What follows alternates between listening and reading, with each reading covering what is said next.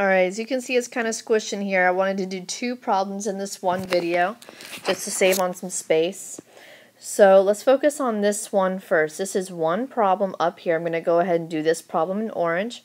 It says to solve this equation for a. So what we have to do is we have to isolate a, get a by itself. So anytime you have a fraction in an issue or in a situation such as this, you want to get rid of that fraction first. So in order to get rid of a fraction like this, we have an 11 on the bottom.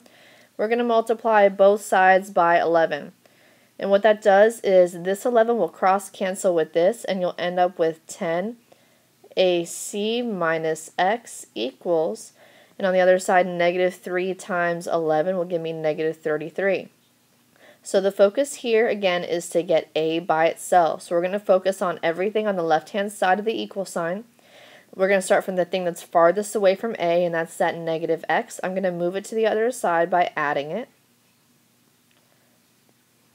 So that gives me 10 AC equals.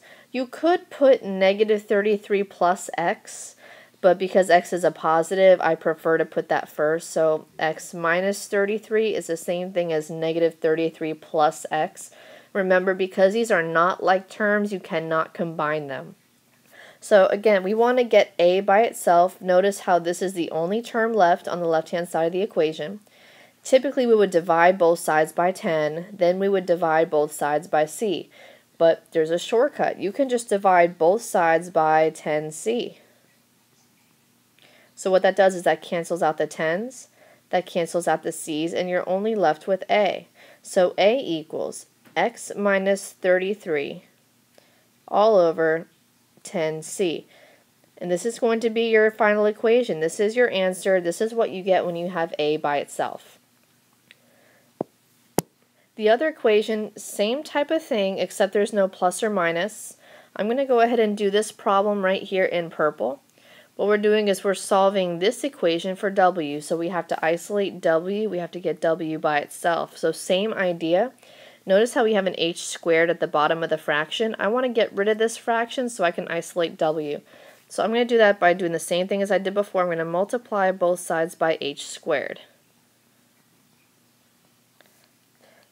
So that way these h squares cancel out. I get p h squared equals, I have nothing left on the other side except for 1.2w.